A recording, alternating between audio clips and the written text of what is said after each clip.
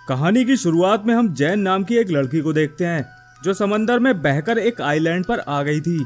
उसके साथ साथ उसका एक फ्रेंड भी बहकर उसी आइलैंड पर आ गया था।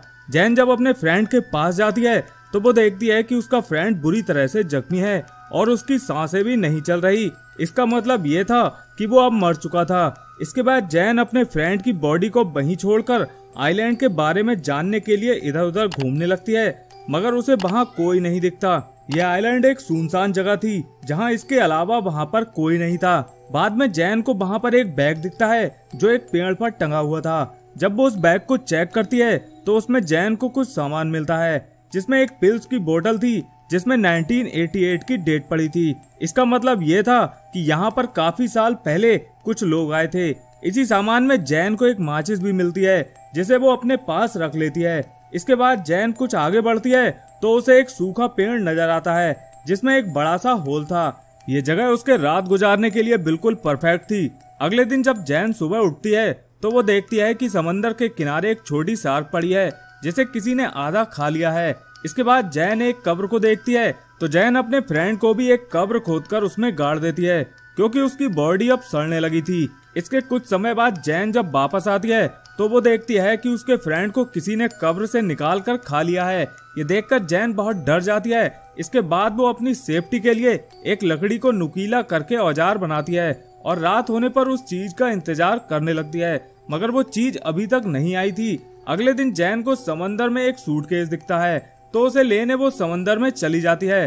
तभी उसे अपने नीचे कुछ महसूस होता है और जब जैन नीचे जाकर देखती है तो उसे वहाँ एक बड़ा सा होल दिखाई देता है जो देखने में बहुत ही ज्यादा अजीब था। ये देखकर जैन तुरंत समंदर से बाहर आ जाती है और उस सूटकेस को चेक करने लगती है जिसमें उसे कुछ कपड़े और शूज मिलते हैं। वो उन्हें पहन लेती है और रात होने पर उस चीज का वेट करने लगती है। तभी जैन को अपने ऊपर एक प्लेन दिखाई देता है और वो सिग्नल के लिए फ्लेयर गन का इस्तेमाल करती है, मगर इसका कोई भी फायदा नहीं होता क्योंकि वो प्लेन तब तक जा चुका था।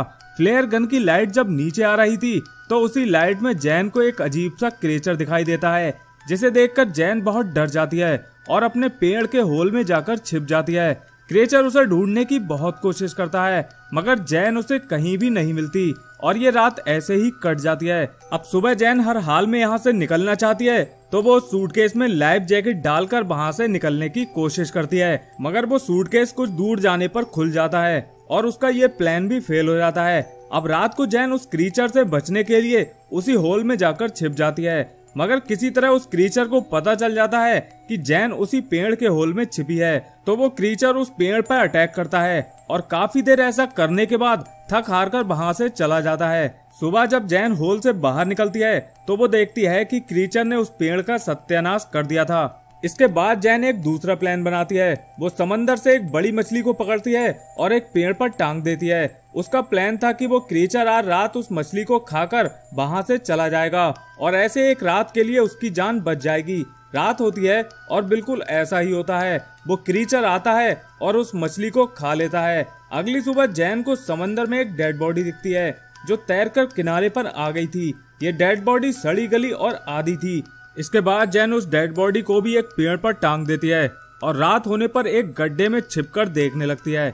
इसके बाद वो क्रीचर वहां आता है और उस डेड बॉडी को खाने लगता है। जैन पहली बार उस क्रीचर को इतने पास से देखती है। अगली सुबह जैन अपने लिए एक झूला तैयार करती है ताकि वो क्रीचर से बच सके, क्योंकि जैन ने अब उस क्रीचर की हाइट को देख लिया था और वो पेड़ की ऊंचाई पर एक झूला बांधती है और उसमें जाकर बैठ जाती है। अब रात होती है और वो क्रीचर वहां फिर से आता है और वो झूले वाले पेड़ को जोर जोर से हिलाने लगता है क्योंकि क्रीचर जैन तक नहीं पहुंच सकता था। झूला हिलने की वजह से जैन नीचे गिर जाती है और अपनी जान बचाने के लिए भागने लगती है, मगर तभी जैन देखती है कि वो क्रीचर जमीन से तेज तो पानी में दौड़ रहा था। इसके बाद अचानक से वो जैन के सामने आ जाता है और जैन पर अटैक कर देता है, मगर जैन अपने बनाए हुए औजार को उस क्रीचर के अंदर घुसा देती है, मगर वो क्रीचर जैन को उठाकर फेंक देता है।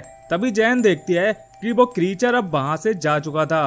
अगली सुबह जैन देखती है कि उसका पैर बुरी तरह जख्मी था। तभी जैन को समंदर में एक बोट दिखाई देती है जिसमें उसके दो फ्रेंड होते हैं, ल्यूकस और निया। जैन उन्हें खाने के लिए कुछ मछली देती है। इसके बाद जब इनकी पेट पूजा हो जाती है तो जैन उस क्रीचर के बारे में इन दोनों को बताती है, मगर इस बात पर ये दोनों बिल्कुल भी यकीन नहीं करते। वो दोनों जैन से कहते हैं कि हम पिछले 5 दिनों से समंदर में भटक रहे हैं और अब जाकर हमें ये आइलैंड मिला है, तो हम यहाँ से नहीं जाना चाहते। इस पर जैन उन्हें यकीन दिलाने के लिए कुछ फोटोज भी दिखाती है जिनमें क्रीचर की कुछ परछाई थी, मगर फिर भी ये दोनों जैन की बात नहीं मानते। इस पर जैन समझ जाती है कि ये लोग यहाँ से नहीं जाना चाहते। तभी जैन एक प्लान बनाती है और वो इन दोनों की बोट लेकर वहाँ से भागने लगती है, मगर ये दोनों जैन को ऐसा करते हुए देख लेते हैं और जैन पर अटैक करके उसे पकड़ लेते हैं। जब जैन को होश आता है तो वो खुद को बंधा हुआ पाती है। इस पर जैन ल्यूकस से कहती है कि उसे फ्री कर दे। ल्यूकस और निया ऐसा नहीं करते। इसके बाद निया वहाँ से चली जाती है और ल्यूकस वहीं पर जैन के पास ही रहता है। जब निया समंदर के किनारे टहल रही थी तब वो क्रीचर वहां आकर निया पर अटैक कर देता है और उसे खींचकर समंदर के अंदर ले जाता है। हालांकि निया की आवाज सुनकर ल्यूकस वहां पहुंचता है, मगर तब तक बहुत देर हो चुकी थी।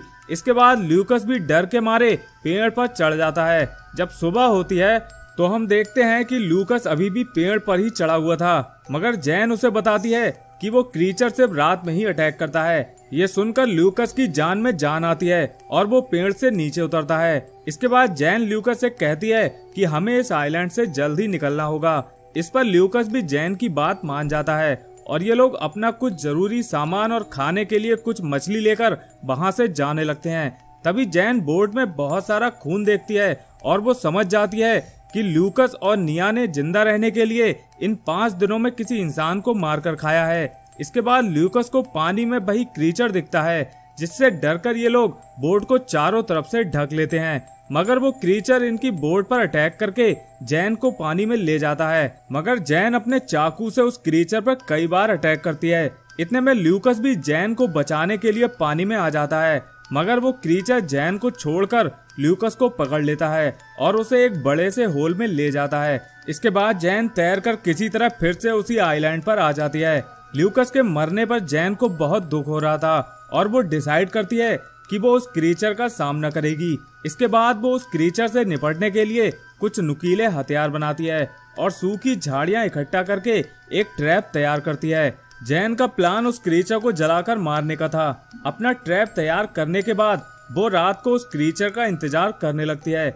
जब क्रीचर उसी ट्रैप में आकर रुकता है तो जैन चुपके से उस सूखी झाड़ियों में आग लगा देती है और अपने नुकीले हथियारों से उस क्रीचर पर कई बार अटैक करती है, मगर वो क्रीचर जैन को पकड़ लेता है, लेकिन फिर भी जैन उस पर अटैक करती रहती है। अब चूंकि क्रीचर बहुत जख्मी हो चुका था तो वो वहीं पर गिर जाता है, मगर जैन फिर भी उस क्रीचर पर कई बार हमला करती है और लास्ट में उसका गला काट देती है, जिससे वो हमेशा के लिए वहीं पर मर जाता है। इसके बाद हम देखते हैं कि वो आग अब पूरे आइलैंड पर फैल चुकी थी और तभी वहां एक हेलीकॉप्टर आकर जैन को रेस्क्यू कर लेता है और इस तरह ये मूवी यहीं पर खत्म हो जाती है। तो दोस्तों, अगर आपको इस मूवी का एक्सप्लेनेशन पसंद आया हो तो इस वीडियो को एक लाइक जरूर कर दें। साथ ही चैनल को सब्सक्राइब करने के बाद बेल आइकन दबाना ना भूलें। हम मिलते हैं आपसे एक और मूवी के साथ, तब तक के लिए धन्यवाद।